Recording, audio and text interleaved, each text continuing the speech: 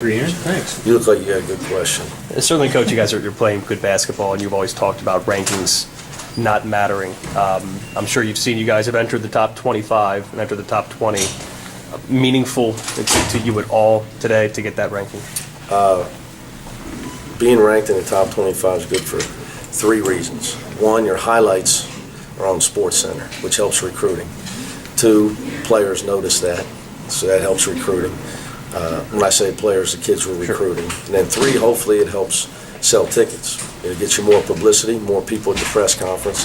Hopefully it excites people more about coming to our games. Hopefully try to sell some games out at home.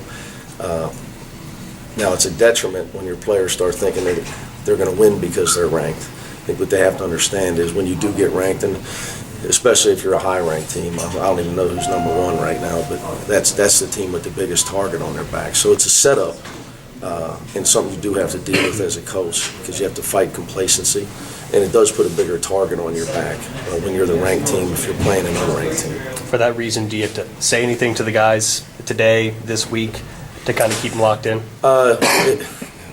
I think the mental part of coaching is always the biggest thing that you got to do.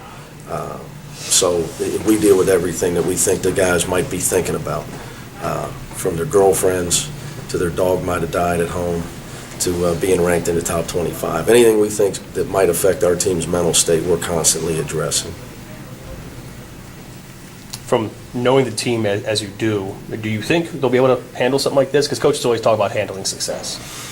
Well, I'm less concerned about that than handling the ranking. Is continuing to play at a high level and continuing to make sure that our will to win is what it has been since the Xavier loss. Our will to win every game has been tremendous, and that's the most important thing.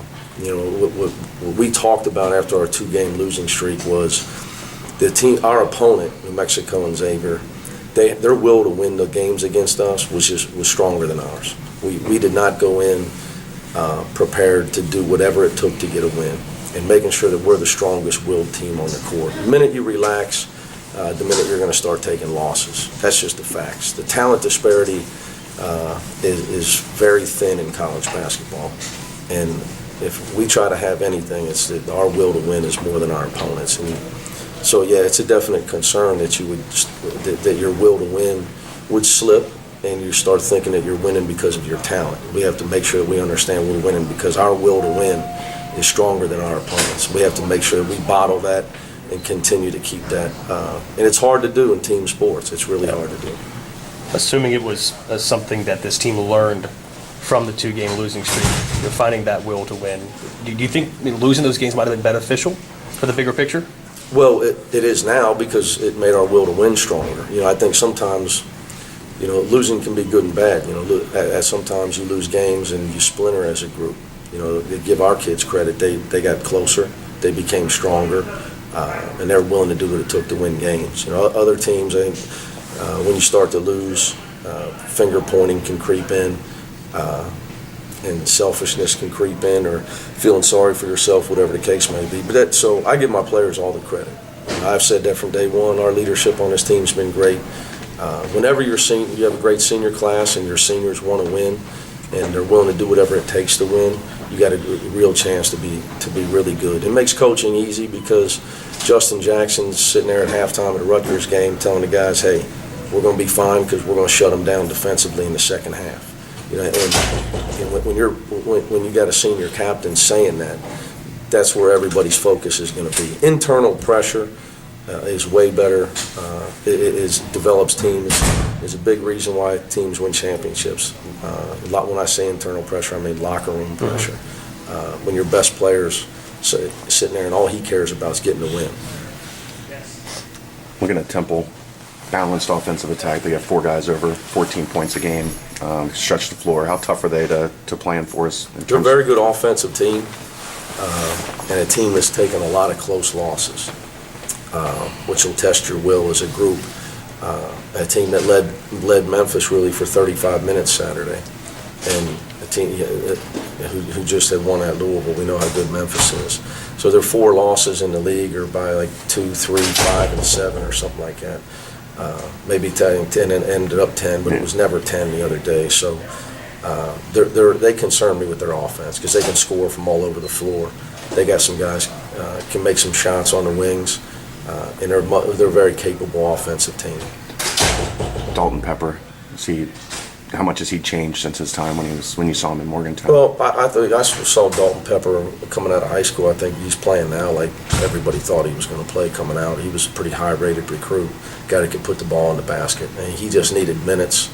I think with a lot of these kids, when they get the minutes and they can get the confidence, and you see a guy evolve as a player, that's what you've seen with him. Sometimes it just takes a little bit longer than others, and kids panic and tend to transfer and blame other people. And the kids that grind it out and realize it takes the average player, it takes him a few years to be able to score at this level. And he's a great example now. Anything new with Jermaine and his progress getting back? His toe's getting better, but he's not close to playing. SK's outside shot's not fallen, but he's very resourceful at finding other ways to get points, get to the foul line and such. Can you talk about that part of his game? Well, I wish that he would focus more on that part of his game. It seems to me that right now he comes out looking for the three-point shot again, and then resorts back to driving the ball and getting to the foul line, instead of starting the game driving the ball, getting to the foul line, and then let the three-point shot come as the game goes on. So something we're trying to work through with him, but he's definitely done a great job of understanding to get to the foul line. Something I talked to him a lot about that Steve Logan was great at here, his senior year, why he was an All-American, why he was such a big scorer. He understood the one-on-one better than any player I've ever coached. And a great example the other day is we got to the bonus against Rutgers with 13 minutes left in the game, and the next two shots SK took were three-point shots. Especially when he's so strong and he can take his man and put a foul on him, because all he's got to do is shot fake the guy and put a foul on the guy. He's got to get back to playing with his mind a little bit more, thinking a little bit more, so he can be more efficient. So the case of him trying to shoot himself out of it right now, maybe? Just relying too much on the three-point shot. You've always been very open about, what this program means, as far as fans and fan support, that kind of thing. When you had more than 10,000 here the other night, it kind of felt a little bit like it used to here. Did you kind of, feel that kind of vibe, that kind of excitement for the crowd, and how important do you think it is from here on out to have that the rest of the season? Well, we've been pretty good for a while now. What I'll say is it's the trend that when the second semester starts, our crowds start to pick up. Mm-hmm. And to get our fan base shifted their mind onto basketball has been a challenge for me. But I can tell you it matters. It matters for home court advantage. It matters for recruiting. I'm appreciative of everybody that buys a ticket and comes to a game. It makes a big difference in programs. I mean, there's a reason why Kentucky and Syracuse have the best players every year. They're 1-2 in attendance for the last 25 years. So it all matters. But for me, obviously, selfishly, I want to sell out every game. Anything else? Thank you, Coach.